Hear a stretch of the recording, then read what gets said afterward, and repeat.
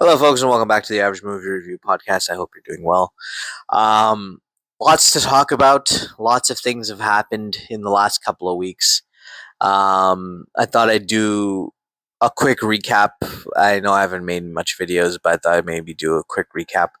Um, let's just even talk about yesterday. GTA 6 announcing that they will not be providing any sort of physical copy with the physical copies that they will be allowing people to pre order and selling. Some retailers have already stopped or have already come up with a statement that they will not be selling basically an empty case with a digital code from GTA. They respect the company and they appreciate that, but they have no reason to be selling that because it's just not worth their time. Um, Again, a digital code. I don't even think they I don't know if they make money for it. I don't know how retailers work in terms of the gaming industry. Like, do they buy the games and then they sell the games for I don't know. Like, they must get a cut or something from it, right? So um that was one thing. Again, total absolutely unnecessary from Rockstar. You are going to be releasing one of the biggest games, I would say, of the decade, really, right? People have been waiting for GTA 6 for years. It is going to be the pinnacle of gaming, according to everyone, because of the graphics and everything that's coming along with it. There's a lot of hype around this game. Whether or not it fails is dependent on, how people what people are really looking for, whether they're looking to play online or whether it's the story that they're really interested in. That will determine whether this game is going to be amazing or not. But overall, like, the hype is there, everything is there, and then you're not really doing any fans any service by doing something like that, right? Like, the fact that companies are cheaping out on digital codes and no longer trying to make CDs, or, like, I believe the same thing with Nintendo Switch 2. They've gone to digital codes as well. They have no reason to give you an actual cartridge anymore. Um, it's just their way of saving money, but they're still selling you boxes, empty boxes for $89.99, which is absolutely freaking insane. You're not getting anything, right? I remember, like, till this day, guys, I still have my receipt for Uncharted 4 inside my Uncharted 4 case. I kept it. I don't know why, but I kept it for some reason. I thought maybe I was going to return it or something was wrong with it, but you know, and there's a physical copy of the CD in there. Like, you don't understand what I'm saying? Like, there's a difference between having an actual copy of the game than having it online. Some games, sure. Like, I would never probably ever buy like a 2K game on physical copy. I just purchase it online because I don't play it as much, so I don't really care. I just like to have it. That's fine. Or, like, if there's like a Mortal Kombat or something game like that, or like some game that you kind of don't play that much, but you just want to have, sure, buy it on digital copy, right? Obviously, it doesn't really matter to you because you don't play it that much, so it doesn't mean anything. But games that are actually, like, worth it, like, like, I got First Light, I got Expedition 33 physical copies. I absolutely enjoy having them, just knowing that they're there and keeping them. Like, I'm never selling my stuff ever again because it seems like these will be scarce in the next couple of years, right? Like, they'll be gone, and it's kind of sad to see that. Absolutely insane, absolutely insane. um but yeah, like, I think it's coming to that point where the gaming industry is now becoming a luxury. PS5s are like $1,000. Xbox will probably come to that point too. Nintendo Switches will probably get to that point as well very soon and not very far away. Games are $89.99, $90, $100 pretty much. For brand new games, if you want to buy them right off the bat. I used to come from a world where, like, $40 was insane to us, but I guess now, we're looking back and going, wow, we had it good, to be quite honest. $40 for a game was like, whoa, that's crazy, but now it's like $90 and you're like, wow, that's absolutely insane. $100 is not cheap. It is not a small amount for anyone, for a child especially who wants to play these video games or whatnot, right? It is not a small amount to raise $100, especially in this economy. So, for something that's supposed to be entertaining, to bring you joy in your home during tough times, or, like, for your children to enjoy and have fun on, like, you can't. it's very hard for a parent or even adults to earn that because you have so many responsibilities now, right? You got to pay rent, food, all of this. Groceries are high, gas prices are high, everything is high. So where do you have the time to spend on things that you want to do, or spend the money on the luxuries that you want, right? So it's insane. And like companies like this, where Rockstar is deciding we're no longer going to give you physical copies, we're also going to hide a bunch of things under the deluxe edition or whatever edition that they have, so that you kind of are forced to buy that edition no matter what, so that you can unlock all of the other stuff. Again, insane level of greed for that. I know some people are arguing in the comments, oh, it's a little $10 difference, $10 difference. But what do you mean it's a $10 difference? Like, even if it's a $10 difference, that's still a lot of money. $110, $100, whatever the amount is, right? Depending on where you are. Like, that's still a lot of money. For what though? Like, for skins that, like, you that are just normal skins, and like to unlock things that should already be unlocked, you want us to pay an extra $10?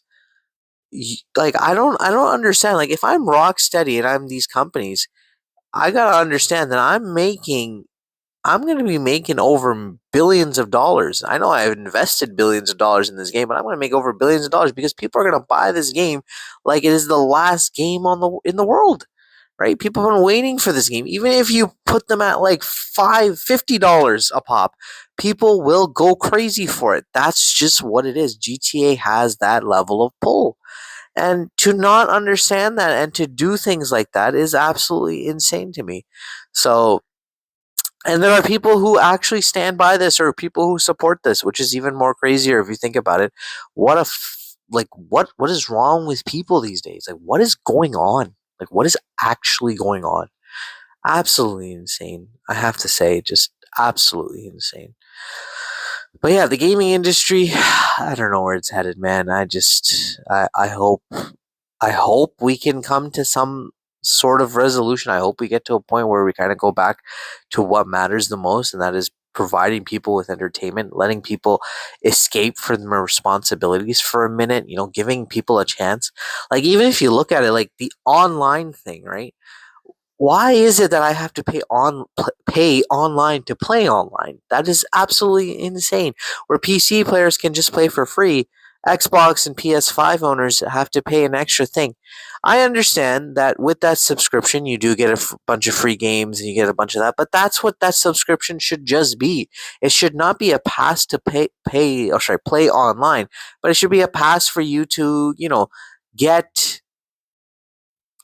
free games or whatever it is, like access to the latest games and access to the old games and the catalog of all of those things.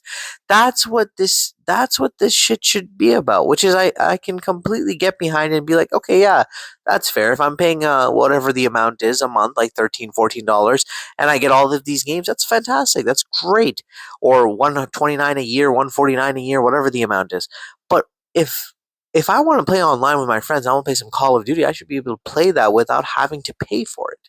Right? Why? When did that even become a thing, and why is that a thing?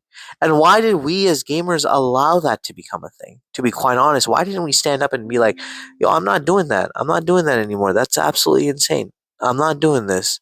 Right? But here we are living in a world where this is normal now. This has become normalcy, and it is insane to me that we do this.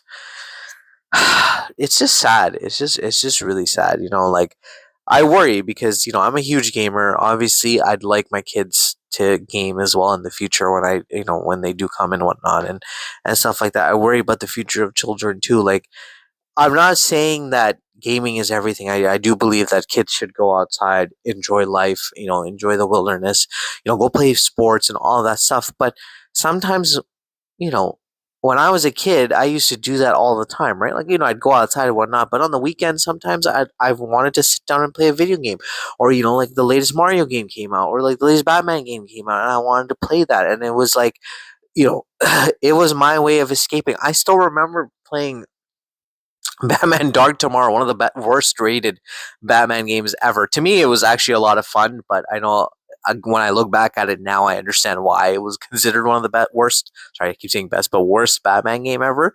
But I enjoy playing that, and I still remember playing that on my GameCube, right? And like on a Saturday afternoon when there was nothing left to do, everybody was busy doing their own thing because weekends, usually people spend time with their families and stuff. And I was just sitting in my own room, just playing the game quietly, enjoying life, and just not worrying about all of the stuff that I had to worry about, which was usually homework or tests or exams that were coming up, and playing that, or even coming home and like getting the first copy of Batman Arkham City, popping that baby in and playing that too. Absolutely amazing, right? It's it was it was a feeling that like you just you get to, I don't know how to explain it, but like you get to just stop worrying about the world and just focus on something like this and enjoy your time, and it takes you away from everything, and it was just an amazing feeling, and like it's so hard to get that now, and I worry that some kids may never be able to experience it because their parents will not be able to afford these things for them in the near future, right? If RAM prices continue to go up, if console prices continue to go up, right, and everything is being affected, where PCs used to be maybe a little bit more expensive to build but still in a reasonable price, now is still not reasonable to build a fully functional PC. Now the prices have gone up so high, right? Because of parts. If you can't even afford a PC, okay, then you're thinking, okay, maybe I can get a console. Typically consoles are cheaper than PCs. You can't even do that anymore, right? Because they're about roughly the same price. Or maybe now they've come to that point where it's like, oh wow, like look at this console, it's $1,000 or $1,500. Like, how the hell am I going to afford this? Right? It's insane. And we as a society are just going, yeah, I guess what can we do? I don't know. I'm not saying that we should start a revolution. I'm not saying that I don't know what to do, but like we should protest. Like stop buying PC parts, stop buying these consoles or whatever, or let people know. Like rocks, like for example, like this whole issue with Rocksteady or Rockstar, sorry, Rockstar. Don't pre-order GTA 6. Don't even buy it. Don't even just wait. You waited this long. Wait a month. 1 month of no sales. I swear to God, Rockstar will be like, "Yo, we gotta change up right now." They'll go bankrupt. They'll literally go bankrupt. If 1 month nobody buys their games, nobody pre-orders this goddamn game, I promise you, they'll go bankrupt. They'll start going, okay, we got to start thinking about the consumer now. Let's reduce prices. Let's throw in a CD. Let's do this. Let's get rid of this crap. Let's just let everyone play. We got to sell. We have the power. We do. We really do. As a society, we do have the power, right? If we can vote, we have the power to change things. It's just whether we want to or not. Like I personally, I don't play GTA that much. I've only played like the old ones, 1, 2, and 3, like back in the day. Especially GTA 3, I loved it, and Vice City, and on the PSP and stuff like that. But I haven't played the new ones like 4 or 5, and I probably won't even play 6, to be quite honest. But if I were to buy 6 just for the vibes, just to see what it's like, because you know how amazing it's going to be, if I bought 6, like I probably will buy it when it's on sale. I'm not going to buy it for full price, and I'm not going to pre-order it. I could care less, right? Even some games I don't pre-order. Some games I feel like, oh yeah, they're worth it, and even then it hurts me to do it, but I don't, because I don't want to get left behind and because I do want to play it. I'll buy it. What's worth it to me, right? Of course, the same thing goes for GTA 6. I'm sure there's a lot of people who will love it, but again, these games are worth it to me. Like I bought, First Light. I got a pre-order. I'm going to pre-order Wolverine. I enjoy those type of games, linear story mode games, and I genuinely think First Light was worth it because I enjoyed every second of it, right? Is it worth $90? I don't think any game, it doesn't matter what type of game it is worth $90 or $100. But in order to play, and because I have the luxury and I can do it, I can afford it, I got it, right? But there are people out there who are going to wait till this game goes on sale, or they're going to wait till other things happen. But this game is also still providing. They're providing a brand new mission in the upcoming months. It might be a $30 DLC, maybe a $15 DLC. Who knows? It could be a $10 DLC. But they're still providing. There's still content coming for this game, which is insane because you would never expect that from a story mode game, right? And they're adding new things. They're putting in new missions. They're putting in new, tax sim missions, all that stuff. So, it may have been worth it for me to get that because I'm getting more things with it, right? But again, if I if I wasn't really that interested in it, or if it wasn't something that really, really interested me, I probably wouldn't have gotten it, right? I probably would have just waited. But I really wanted to play this game because it's been so long since I played a James Bond game, and it looks absolutely amazing. Just like Wolverine, it's been years I've been playing a Wolverine game, right? And I understand the hype between GTA 6 too. It's been years since people haven't played GTA 6, and I get that. But when companies are skimping out and they're making you pay for other extra things for like no cause at all, like there's no logic behind it, I don't think we should be supporting that. It doesn't make any sense to me. Why would we do this? And then on top of that, you know, all these other companies, like, at least with First Light Wolverine, I'm gonna get a physical copy. Insomniac's gonna give me some shit. I'm not gonna buy a deluxe edition, but I'll buy the regular edition. I'm still gonna get something for it. You know what I mean? I got something for it. You know, that's how it should be. If I'm paying $110, like I expect a statue or something. Like all 18 inches of Venom, whatever it was. Remember when Insomniac 2 launched? So I know I'm just ranting at this point, but yeah, that's just how I feel about the situation. I feel terrible. It's really bad, but that's what it is. So let me know what you guys think. I'd love to hear from you guys how you feel if you're gonna get GTA 6, if you're not gonna get GTA 6. So let me know, and I'll catch you on the next one. Have a wonderful day, guys.